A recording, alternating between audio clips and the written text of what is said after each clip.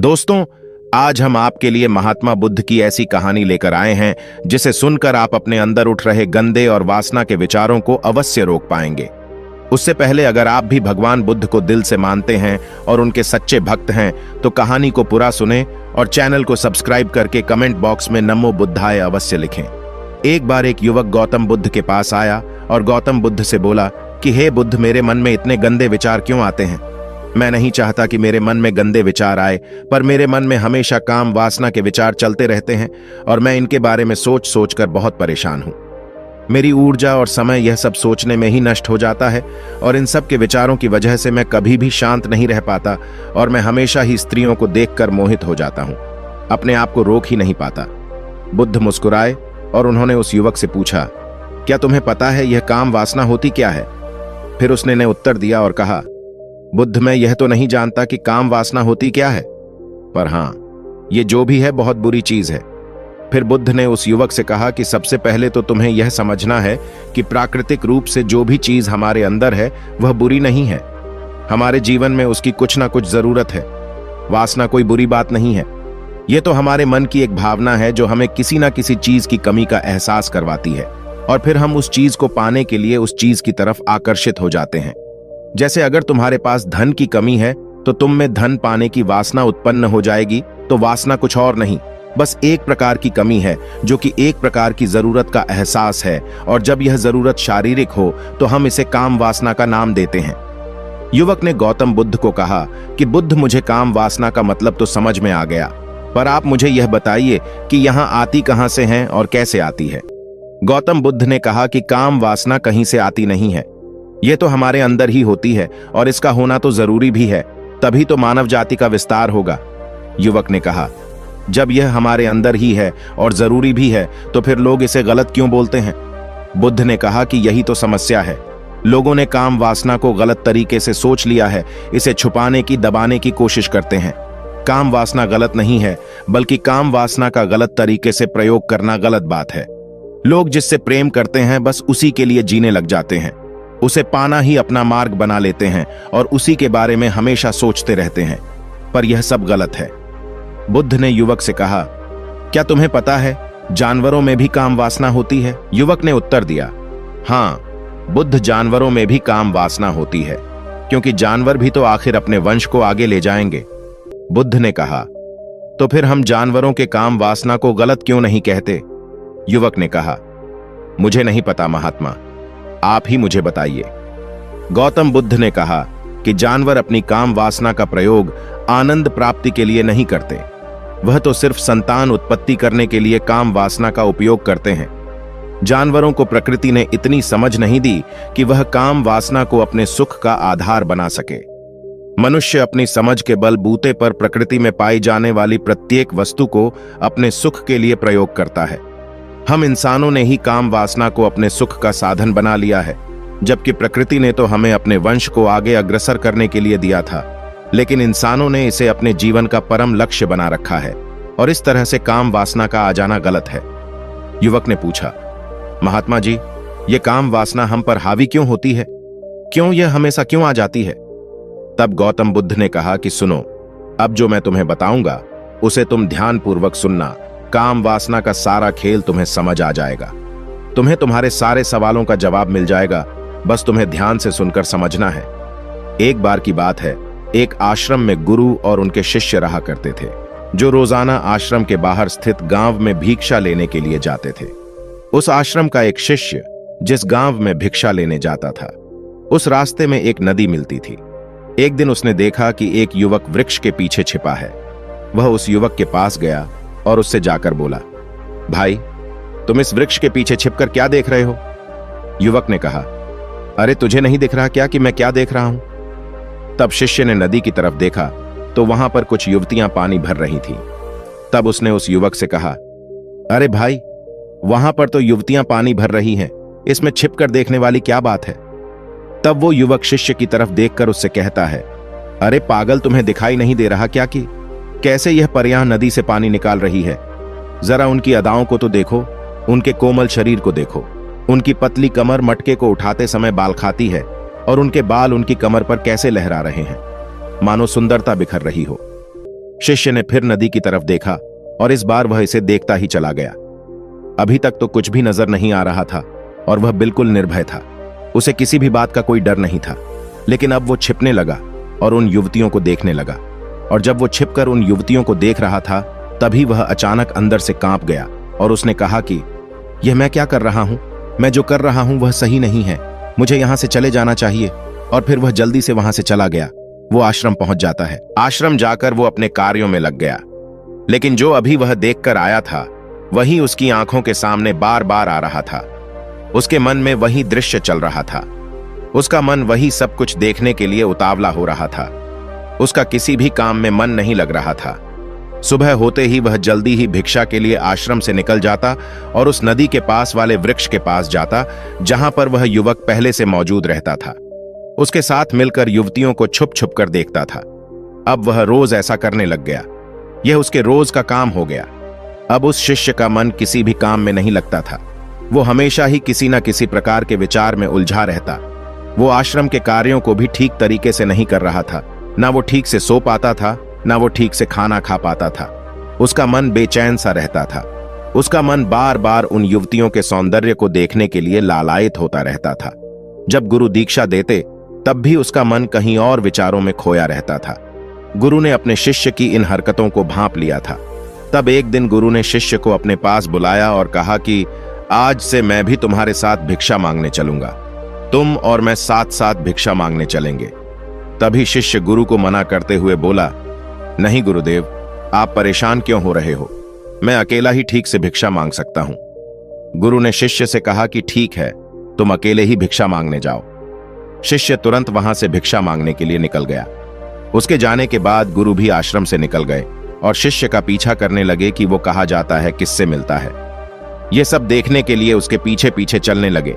कुछ आगे जाने के बाद गुरु ने देखा कि उनका शिष्य एक युवक के साथ एक वृक्ष के पीछे अपराधी की तरह छिपा हुआ है और छिपकर कुछ देख रहा था। गुरु भी अपने शिष्य के पीछे गए कि आखिर उनका शिष्य क्या देख रहा है, जिसे देखने के लिए वो वृक्ष के पीछे अपराधियों की तरह छिपा हुआ है। गुरु ने देखा कि उनका शिष्य वृक्ष के पीछे छुपकर युवतियों को देख रहा था, जो कि नदी से पानी भर रही थी। तभी गुरु ने शिष्य को कहा कि तुम क्या देख रहे हो? अपने गुरु की आवाज सुनकर वह शिष्य घबरा गया और उसके पसीने छूटने लगे। वह थर थर कांपने लगा, जैसे किसी चोर को चोरी करते समय रंगे हाथों धर लिया हो। उसकी हालत खराब हो गई। वह कुछ भी नहीं बोल रहा था। उसके मुंह से कुछ टूटे फूटे शब्द ही बाहर निकल रहे थे। वो अपने गुरु से नजर भी नहीं मिला पा रहा था। गुरु ने शिष्य की तरफ देखा और कहा कि मेरा शिष्य तो निर्भय था, उसे तो किसी भी चीज का डर नहीं था, लेकिन यह क्या, तुम तो डर के मारे कांप रहे हो। शिष्य ने गुरु से कहा कि मुझे माफ कर दो गुरुदेव, मेरा इसमें कोई दोष नहीं है। उस युवक ने मुझे बहका दिया था, लेकिन आपसे मैं वादा करता हूं कि आज के बाद मैं ऐसा कभी दोबारा नहीं करूंगा। मुझे माफ कर दो। गुरु ने शिष्य से कहा कि कोई बात नहीं, पर इस बात का तुम ध्यान रखना कि हम जैसी संगति करते हैं, वैसा ही फल हमें प्राप्त होता है। उसके विचार हमारे अंदर प्रवेश करते हैं, इसीलिए अच्छी संगति करो, जिससे तुम्हारे अंदर अच्छे विचारों का प्रवेश हो। फिर गुरु और शिष्य आश्रम लौट आए और फिर से आश्रम के कार्यों पर ध्यान देने लगे। उसने उस रास्ते को त्याग दिया और दूसरे रास्ते से जाने लगा। वो अपने काम को ध्यान से करता, लेकिन धीरे धीरे उसके अंदर क्रोध उत्पन्न हो गया और फिर वो दूसरों पर क्रोध करने लगा और बेचैन रहने लग गया। अब वो सही समय पर भोजन भी नहीं करता था। वह भोजन भी बहुत कम खाता था। एक रात गुरु शिष्य के पास आए और उसे बोले कि अब तक तुम कितनी बार अपने वादे से मुकर चुके हो।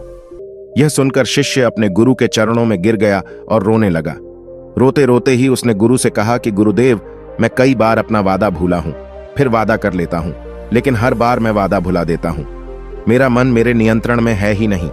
मैं बहुत कोशिश करता हूं कि मैं अपने मन से सारे बुरे विचारों को निकाल डालूं, लेकिन मैं चाहकर भी ऐसा नहीं कर पा रहा हूं। फिर गुरु ने शिष्य को कहा कि चलो मेरे साथ। गुरु शिष्य को आश्रम के बगीचे में लेकर गए और शिष्य से कहा कि देखो, यहां पर कुछ नाली बनी हुई है, जिससे नदी का पानी इन पौधों तक आ रहा है और यह पानी एक निरंतर भाव से बह रहा है। क्या तुम इस पानी के बहाव को रोक सकते हो? शिष्य ने कहा कि हां गुरुदेव, मैं इस बहाव को रोक सकता हूं। फिर शिष्य ने मिट्टी उठाकर उस नाली में डाल दी। वो पानी कुछ देर के लिए रुक गया और फिर कुछ समय बाद मिट्टी के ऊपर से पानी बह गया। गुरु ने शिष्य से कहा, अरे यह क्या, यह तो पानी रुका ही नहीं, फिर शिष्य ने कुछ मट्टी पत्थर उठाकर उस नाली में डाल दिए और फिर कुछ समय के लिए पानी रुक गया, लेकिन फिर उस पत्थर के ऊपर से पानी निकल आया। फिर गुरु ने कहा कि यह क्या हुआ? पानी तो फिर से बह गया। तुम तो बोल रहे थे कि तुम इसे रोक दोगे। क्या हम किसी काम को रोकना चाहे तो क्या हम उसे रोक नहीं सकते? तब शिष्य ने कहा, कोई बात नहीं गुरुदेव, मैं इस पानी को तो आपको रोक के दिखाऊंगा। वह फिर से एक भारी सा पत्थर लेकर आया और उसे नाली पर डाल दिया और पानी रुक गया। तब गुरु से कहा कि देखा गुरुदेव, मैंने कहा था ना कि पानी को मैं रोक दूंगा। मैंने पानी को रोक दिखाया, आपकी बात मैंने पूरी कर दी। गुरु मुस्कुराए और बोले, अच्छा जरा ध्यान से देखो पा, ये रुक गया क्या? वो तो पीछे की नाली से बाहर आ गया और अगल बगल से बह रहा है। और ध्यान से देखो, इस पत्थर के आगे भी आ गया और यह पानी अपना रास्ता बदलकर फिर से आगे की तरफ बह जाएगा। और फिर कुछ देर बाद ऐसा ही हुआ। फिर गुरु ने शिष्य को समझाया कि तुम्हारे साथ भी तो ऐसा ही चल रहा है। तुम बार बार प्रयास कर रहे हो, पर हर बार तुम्हारा प्रयास टूट रहा है और यह हमेशा टूटता ही रहेगा।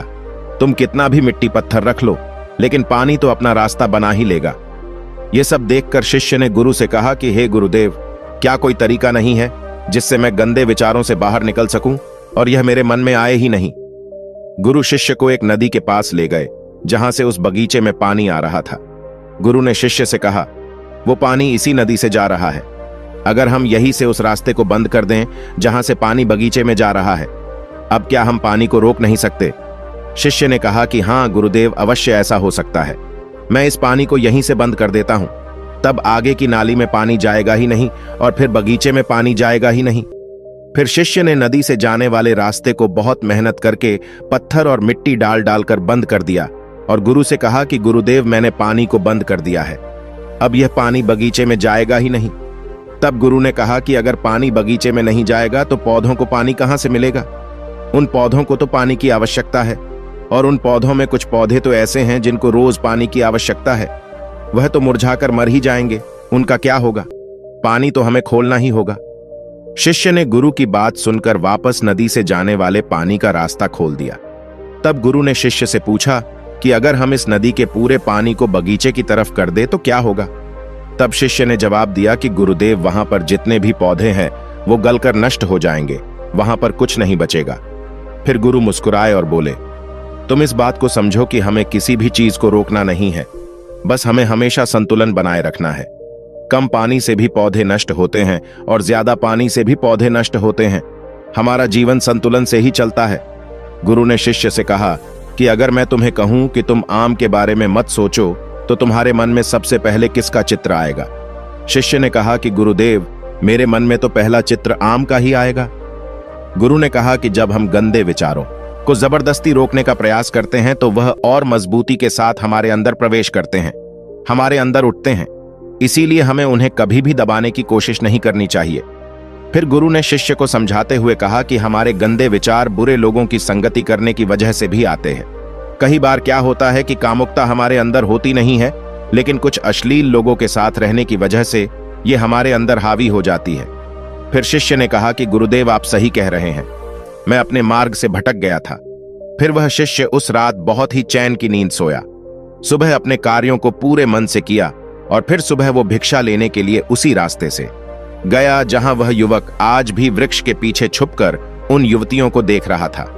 वह शिष्य नदी पर गया जहां वह युवतियां पानी भर रही थीं। उसने उनसे पानी मांगा। उनमें से एक ने उसे पानी पिलाया और उस सन्यासी शिष्य के चरण छुए। शिष्य ने उसे आशीर्वाद दिया कि तुम्हारा कल्याण हो। उसका मन सकारात्मक ऊर्जा से भर गया। उसके चेहरे पर मुस्कान आ गई थी, जैसे कि उसे कुछ खोया हुआ वापस मिल गया हो। वह वापस अपने रास्ते से जाने लगा। तभी पीछे से वह युवक आ गया जो वृक्ष के पीछे छुपा हुआ था। वह शिष्य के पास आया और बोला कि क्या बात है, आज तो तुमने नजदीक से दर्शन कर लिए, तुम तो मुझसे भी आगे निकले। तब शिष्य ने कहा कि हम हमेशा दूसरे के दर्शन करने में ही व्यस्त रहते हैं, अपने दर्शन कर ही नहीं पाते। तुम कब तक इस वृक्ष के पीछे छुपते रहोगे? किसी को पसंद कर लो, उससे बोल दो। अगर वो भी तुम्हें पसंद करती है तो शादी कर लो, और उससे पहले तुम कुछ बन जाओ। अपने आप को पहचान लो, ऐसे अपना समय बर्बाद मत करो। फिर वह युवक रोज उससे मिलने लगा और उस युवक ने नदी पर जाना त्याग दिया। और फिर वो युवक अपने जीवन में कुछ बनने के लिए संघर्ष करने लगा। तो तुमने देखा संगति का असर क्या होता है। अपनी संगति बदलो, अपने विचार बदलो। बुद्ध ने युवक से पूछा कि क्या तुम्हें तुम्हारे सारे सवालों का जवाब मिल गया? तब युवक ने कहा कि हाँ महात्मा जी, आपका बहुत बहुत धन्यवाद। तब गौतम बुद्ध ने युवक से कहा कि जब तुम्हारे मन में गंदे विचार आए तब आप अपने आप को दोषी मत मानो, केवल उन विचारों में संतुलन बनाने का प्रयास करो और अपने आप को पहचानो। धन्यवाद।